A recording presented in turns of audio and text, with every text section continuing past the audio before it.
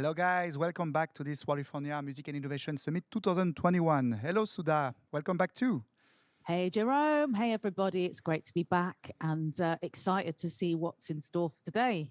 Yeah, obviously, me too. So today we will discuss about datas, insight and analytics. We'll have one keynote, 5 panels, and also the demo day of our 10 weeks acceleration program. So at 5 p.m. CST, 15 startups will pitch the project, and I'm pretty sure you will love it. So Sudha, what's next? Well, we're kicking off today with our first keynote, which is From Fair to Fairer, Building Systems that Reflect Our Values for a Better Future.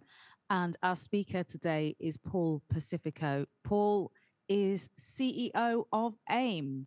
He was CEO of the UK's Featured Artists Coalition and founding president of the International Artist Organisation. He's an associate professor in the Artist as a Startup at Berkeley, Valencia. And not only that, he's trustee of the English National Ballet and on the boards of UK Music, Impala, the Music Advisory Board for the Roundhouse in London, and a member of the Strategic Advisory Board for the Creative Industries Federation. Paul, the stage is yours. Thank you, Sudha, and thank you to all the team at California for having me this morning. Ideas on corporate social responsibility have been transformed over the last 18 months. We've lived through an unprecedented period in which work and home lives have overlapped like never before. It's not just the fact that we've all been working from home, though. The need for companies to get involved in how employees live their lives for the safety and well-being of the wider workforce has broken down barriers that would have previously been pretty unthinkable. This has led to deep changes in expectations around the role of companies, our work, and our relationship with the nature of employment that will take years for us to understand and unpack. In addition to the pandemic and its impact on our work and social lives, we've witnessed the surge in awareness and calls for action around issues of social justice across equity, diversity, and inclusion, as well as environmental sustainability. We know that George Floyd was not the first unarmed black man to be killed by the police, nor was he even the first to be filmed being killed by the police. But the fact that it happened during lockdown gave that moment two additional contextual elements that influenced what happened next, and that propelled that moment from just another local injustice to a catalyst for a global awakening and for sustained impetus for change.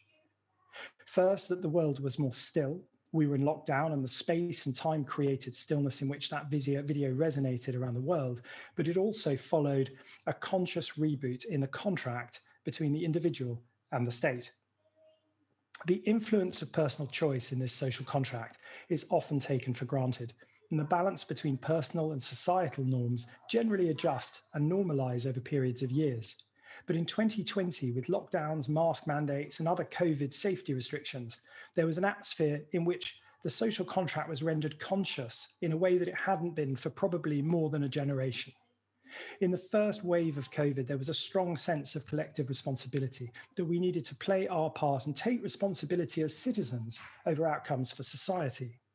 In the UK, Boris Johnson's senior advisor, Dominic Cummings, torpedoed the government's moral authority when he was caught breaking the rules and wasn't fired after the public had played by those rules.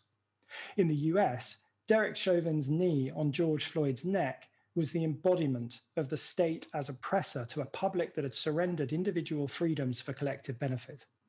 This made George Floyd's death not an us and them in terms of black and white or rich and poor, but us and them, the people versus power, the individual versus the state. That framing resonated all over the world, and the sense of injustice was one that cut deep into consciousness across racial, geographical, and socioeconomic divides. When combined with the rapidly altered relationship with companies, across both employees and customers, this left corporations in the eye of a perfect storm in which to consider genuine root and branch change to impact not just ideas around equality, but the need to go deeper into the root causes of systemic inequality and the meaning of equity. Thus, the intersection between corporate social responsibility and social justice campaigning has been irrevocably redefined over an incredibly short timeframe. Corporations are being required to go deeper and to become active agents of change in the landscape across our physical, digital and human environments. You may ask what racism has got to do with building systems. We should all be aware of the growing recognition that machine learning is subject to the prejudices, not just of the programmers, but the data on which those systems learn. The prejudices of society are uncomfortably reflected back to us in the outputs of the systems our society builds. Facial recognition systems are a good or bad example of this. Going back to attitudes in society, there are other themes and currents we can point to. Many still believe the human impact on the environment is negligible and are skeptical of climate science. This seems as absurd to those that recognize environmental shift as the single most important threat to humanity, as the idea of slowing economic activity appears to those who don't see climate change the same way. And there's something both deeply Darwinian and biblical about this viewpoint. In the Darwinian view, it is the natural order of things that successful species dominate. In biblical terms, the dominant species is man, and our domination of the natural world has served to reinforce that view.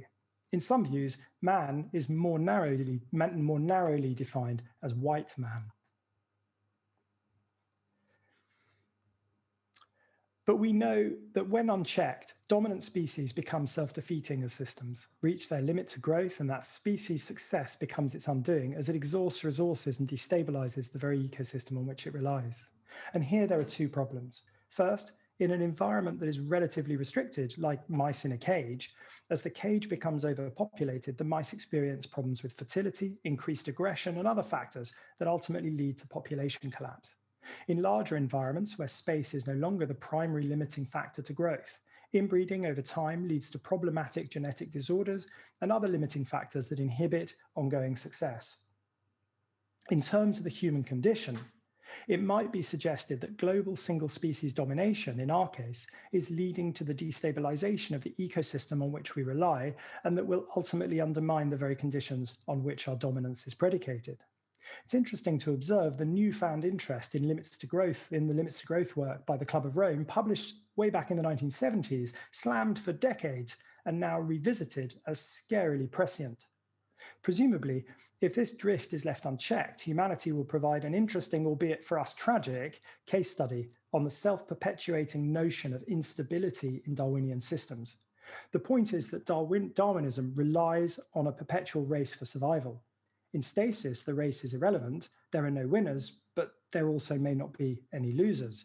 People simplistically invoke the mantra of survival of the fittest, but they often overlook that they are only the fittest given a very specific set of conditions, and that their very success might impact on and change those conditions on which their success relies. In other words, winning may very well sow the seeds of your own undoing. The corollary is, of course, that the planet was a stable system for thousands of years and that natural selection led to a happy balance in the ecosystem. But let's remember that those few thousand years, or even tens or hundreds of thousands of years, are but the blink of an eye in evolutionary terms. Our sense of stability is a mirage, brought about by our own mortality's limitation on the perception of the passage of time. But whilst time in the long view is fleeting, it stretches inexorably for those of us caught in the present. So, what's my message here? Beyond environmental catastrophe and social injustice, it is to point out that actually Darwinist systems are brutal and that they encourage brutal behavior. Our human consciousness works in many areas outside of this Darwinian paradigm, and we build many systems that work in society outside the evolutionary framework, and that brings greater stability to chaos. And it resists the idea that might equals right as a foundational premise. We as collectives of individuals and societies make active choices to favor the many over the few. Democracy would be one example. There are clear examples of where collective interest has overcome that Darwinian notion that might is right. Society imposes limits on behavior in many areas of life for a number of different reasons, but overall they are to limit excesses that are thought to become detrimental to a society as a whole. This is the classic tension between the freedom of the individual and the safety of a society. And in this area of judgment, we can see that many different societies take very different views of where this balance should lie. So how is this relevant to the development of systems? It strikes me that in building systems, we are forever and increasingly creating worlds and setting the rules by which they're governed. The vast majority of these worlds are brutally Darwinian and tend to favor the few who come to dominate the landscape. Whether it's Amazon for e-commerce or Google for search, we see global markets as increasingly dominated by fewer and less diverse platforms. Local texture is ironed out by global scale. Diversity is squeezed out as we move towards monocultures in various areas of our lives. Now, don't get me wrong, there is tremendous benefit here for consumers. Things get easier to find, cheaper to buy, and quicker to get. But what is really interesting is that many of the vast global businesses that dominate our purchasing decisions are creating monopsonies, a market structure in which there is a single buyer for goods or services offered by many would-be sellers. Take Amazon Marketplace, for example. On the one hand, it's a platform that offers the opportunity for anyone to enter the online marketplace. On the other hand, it can influence that marketplace and dictate its terms, picking winners and losers. To suggest the platform is a disinterested intermediary is to miss a key dynamic in our new global marketplace. So why am I here today talking about this? First, please allow me to introduce the organization I represent and bring some context. The next slide, please. The Association of Independent Music, thank you, AIM, is the not-for-profit trade association representing the independent music community in the UK. In the old world, that meant indie labels, but the contemporary reality is quite different. Our community is the constellation of small businesses in music, from self-releasing artists and independent labels to music distributors and other related service businesses. All of our members are building businesses based on recorded music in some way, and many are also music publishers, managers, and have interests in live music as well. Ours is a broad and diverse community of over 1,000 members across every genre, and together, our sector represents over 25% of the UK's recorded music market. Interestingly, this community of entrepreneurs expect and insist that AIM's work incorporates the key social issues of our era alongside our work to support their businesses, seeing these two areas as intrinsically linked and mutually reinforcing. I accept this is not to be taken for granted, and it's not necessarily the same perspective taken elsewhere. However, this does mean that we see the world and the music market through the lens of our community's values, and we see the impact of that approach across two recent projects in particular, which I think have relevance to this topic today. First, the launch of our new associate membership tier. This is an example of our social values aligning with our strategic imperative as an organization. My point here is that values-driven strategy can enhance rather than dilute commercial outcomes. The Economic Development Bank in the UK is the British Business Bank, and last year they published a report called Alone Together, which looks at the experiences and outcomes of non-traditional entrepreneurs across the UK economy. By non-traditional, they mean female founders and founders from minority ethnicities. They identify 4 key impediments to success across those groups, one of which is the lack of access to social capital. In other words, the knowledge and networks that give you access to the advice and insight you need to accelerate growth. The relevant insight here is that it takes these non-traditional founders longer and costs them more to build their businesses, as they don't have access to people like them that can give them advice and contacts in the early stages of their entrepreneurial journeys. At AIM, this resonated deeply, as we are a community of outsiders. We saw it as our mission to address at least parts of the social capital deficit for diverse entrepreneurs in music. We opened up a new free tier of membership and have offered it to every single client of every AIM distributor member. Our new associate members get access to our new knowledge base built on the Zendesk platform and are backed up by a high volume customer service capability through our new community support team. Associates are given access to the knowledge needed to start and develop a contemporary independent music business, alongside webinars, networking, and access to some of our conferences and events. In addition, they get access to our platform gateway, through which they can get the very latest information from Amazon Music, Spotify, YouTube, and others on how to optimize their presence on those services and to maximize fan engagement and revenue. We estimate that there are just over 30 independent businesses in the UK that offer music distribution services of one sort or another.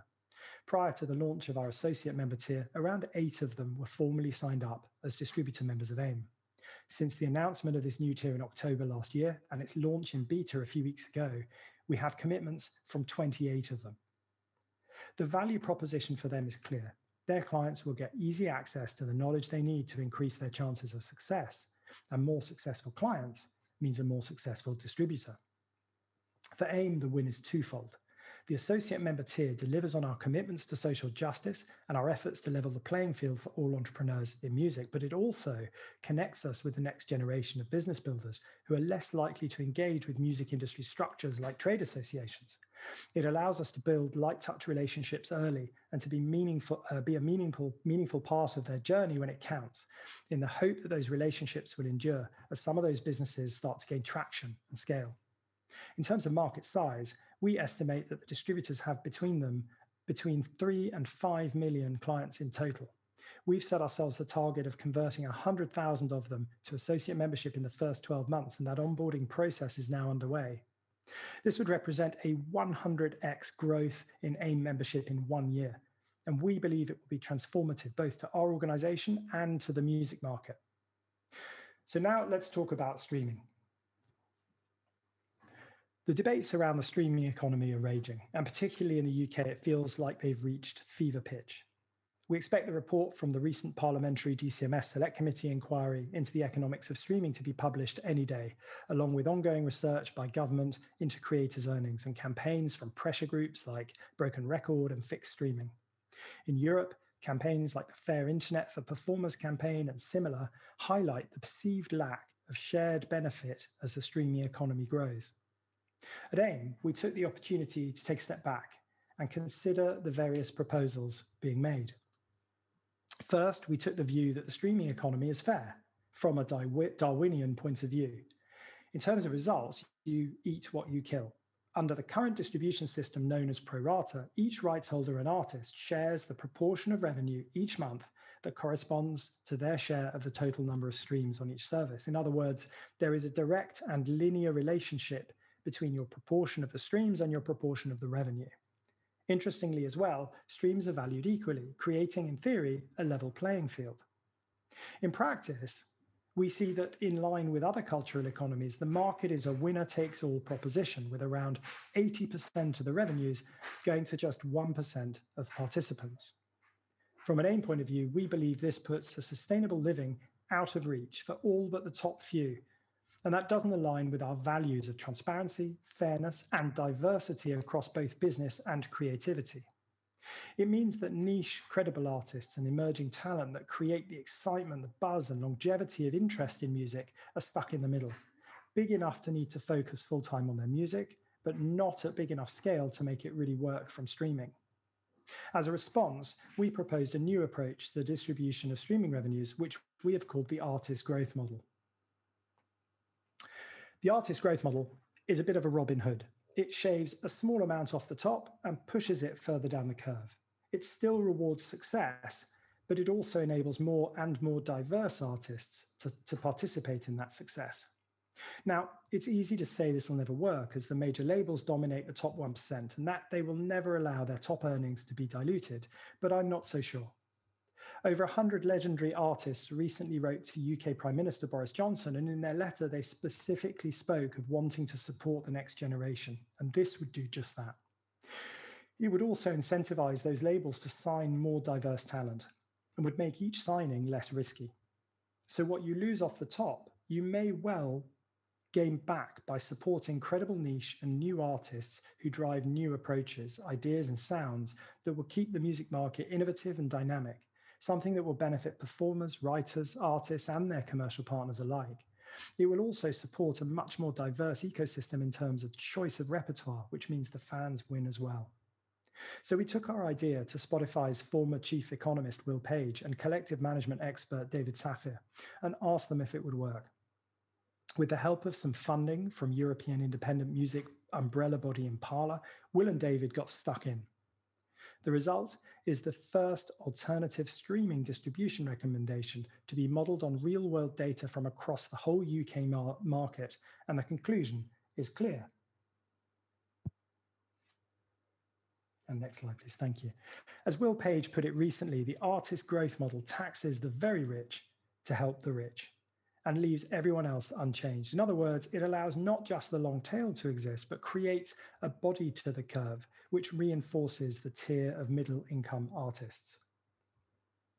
We believe there is a commercial gain to be had from supporting this greater diversity of artists and repertoire in the market, in the same way that diverse gene pools produce stronger populations in nature. Without this kind of intervention, we risk allowing music to become an increasing monoculture without the opportunity for new trends and new sounds to develop and bubble up, pushing with them new waves of innovative and diverse cultural expression. The unbridled nature of the market may be brutally Darwinian, but we see time and time again the positive impact to be had from qualified capitalism, whether in the regulated financial markets, competition law, or indeed progressive taxation. My message to you this morning is to consider carefully the systems we're building and the data we're selecting to inform those systems, to audit those frameworks against our desired outcomes for a more positive, inclusive, interesting, and ultimately sustainable future for us all. Thank you.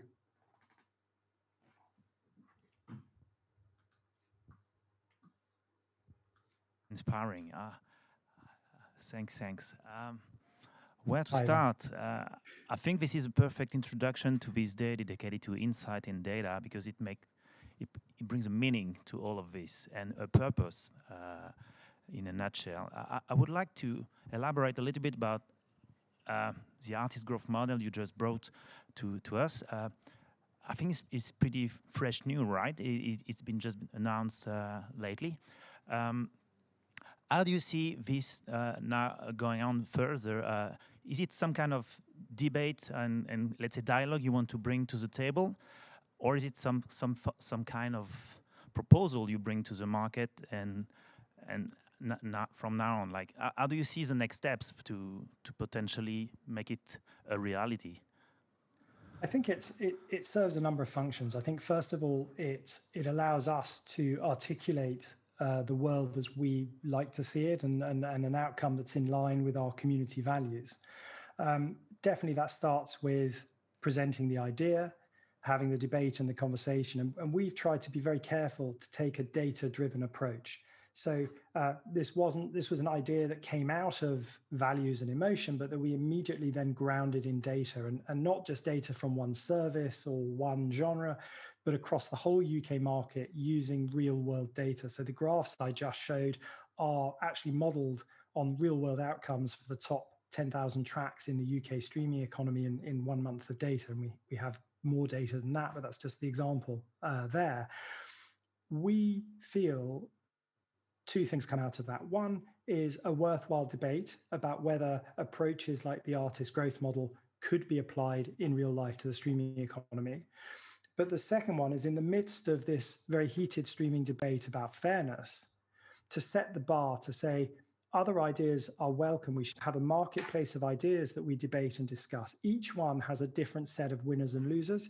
Each one has a different cost-benefit analysis to do. And I think we as an industry need to take a data-led approach to assess the options and start to say, what are the benefits? What are the cons? Who are the winners? Who are the losers? Which problem does this solution solve?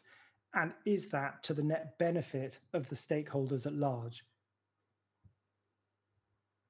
Decision to be made, right? And to the audience, I guess most of the people watching this conference are pretty aware of where we are right now. There is already not a debate, but some proposals out there about a user-centric approach. SoundCloud has already made a move in that direction.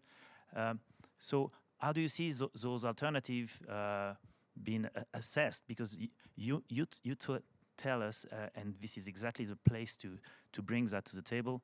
It has to be a data-driven, objective, let's say, approach, and then we make a decision with the stakeholders involved. But how that debate will be, let's say, positively led from your perspective? It has to be a platform. It has to be with a political input on top of that. How do you see this working, like collectively, and what the music tech ecosystem can do? Like we collectively, California, what can we bring to the table to make it work? Well, I think my observation is we all have our entrenched biases that we bring to everything we do. And confirmation bias exists in all of us. So if you ask a commercial person what the solution is, they'll tell you that the solution should be commercial. If you ask a legal person what the solution should be, they'll tell you the solution would be based in law. And if you ask a politician what the answer should be, it would obviously be a change to the political structure. So we've got to be mindful of that. I think that's where the data is so important. And that's where whole of market data is so important, because each service has a different client base that behaves differently, that has different expectations. So we can use data to articulate what the outcomes are.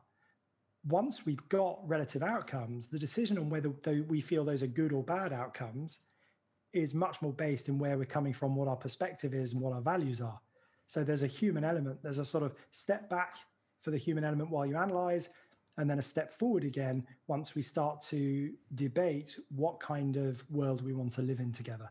And that's going to take all the stakeholders to come together. So my hope is that we have more constructive, positive discussions with a little less entrenched positional bargaining and a little more emphasis on mutual interest. Yeah, and I think the good news, and this is something we're going to discuss through that very day today, we are in a period where this kind of objective assessment of the reality is, let's say, possible. Compared to a few years before, we have the mean and the technology and the access to data that will enable that kind of audit of the reality, right? I think so. I mean, I think as streaming has increasingly mainstream adoption, yeah. We have more and more data against which to be able to assess our options. And there are pros and cons to every single one, but there's no premise in which we're saying, oh, the artist growth model is a silver bullet that's going to solve every problem. Not at all. We're saying if you identify that the problem is credible artists not being able to get to scale, this is a solution that would solve for that. User-centric, for example, has pros that people argue for. One of the reservations I have about user-centric is that it discourages diversity. It discourages discovery, because as an artist, the less my fans listen to other artists' music, the more I earn. Yeah. So for me, that's a sort of perverse incentive to stop my fans listening to other people. Yeah, it's a reality that sometimes it's not brought to the masses and to the people who will have to take the decision. And I include the artist in the conversation. Sudha is here with us also, and we have a artist vision panel as a closing panel for this conference. I think also a change that should happen is having the artist having a voice in that conversation. And I think you cannot disagree with that, but I couldn't agree more, Ivan. And actually, we're very lucky within the AIM community. I really value the fact that we have this spectrum of different stakeholders, including self-releasing artists, who have an increasingly important say, I think, in the future of the industry. It's the fastest growing area of the music industry globally. Last question on that very topic. Let's say practical one, maybe to bring some kind of methodology moving forward. Who or what kind of organization or group of people should be not in charge, but should lead this collection and aggregation of intelligence? Because to me, we've been through database, let's say, a struggle to come to a global wide database. There was, and there is still, Open Music Initiative, super interesting collective effort to improve the level of metadata and transparency. But here we are talking about, let's say, tracking analytics and how to gather and aggregate that. Is it, let's say, one group leading that? Is it a collective effort? Is it through APIs? How can it work, practically speaking? Or have you an idea of how it could work? Yeah, that's a key question, and I think one of the problems that we have is as an industry, the stakeholders haven't been able to collectivize around one version of truth. This is not a unique problem to the music industry. Injecting trust into a trustless system is something that everybody in the digital world is grappling with. there have been discussions about the establishment of something in the EU, for example, like a European Music Observatory. Sure. There are ideas tabled in the UK for something similar, and you've mentioned the Open Music Initiative in the United States at Berkeley, which I think is fantastic. I think to start to have agnostic data centers that aggregate data, that commission research on that data, and that help inform and educate across stakeholder groups and facilitate those kind of discussions are essential, because I think unless we have an aligned version of truth, we're just going to go round in circles. Yeah, and I cannot agree more, because for those who know me a little bit, I don't want to talk about me, but I released a report for Muse Europe about music distribution, and part of my recommendation, or let's say next step for the future, was about the Music Observatory, which I think brings a lot of, let's say, hope to the table as a potential solution to, let's say, gather collective intelligence on real data and consumption data, because it's feasible. We have the capacity, we have the technology, we have the startups, we have. Now it's a kind of it's a matter of having the will to make it happen, right? Yeah, but that's where we need the alignment of commercial, political, and legal will. Yeah, legal is not is not something to put aside in that conversation, right? I think we can wrap up now. But last word, you mentioned at the really beginning something really interesting about access to knowledge for your initiative at AIM. A partner is, I think it's the same conversation, but the active growth is super interesting as a new input on that aspect.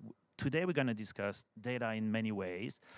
How do you see now small business and small labels and the artists working with them, the kind of level playing field in terms of access to data and knowledge? Is it are we on the right path, or because Spotify for artists is there, YouTube for artists is there, we have a lot of services out there, but are we? What is the state of the art for you? Like, and what can be improved? Maybe education, from my perspective. But what is your take on that?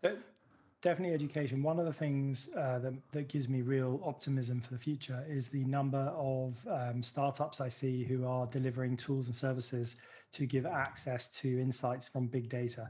I was very worried a few years ago that there would be a monopoly of access to big data, to the platforms and the major labels and the bigger corporations in the world.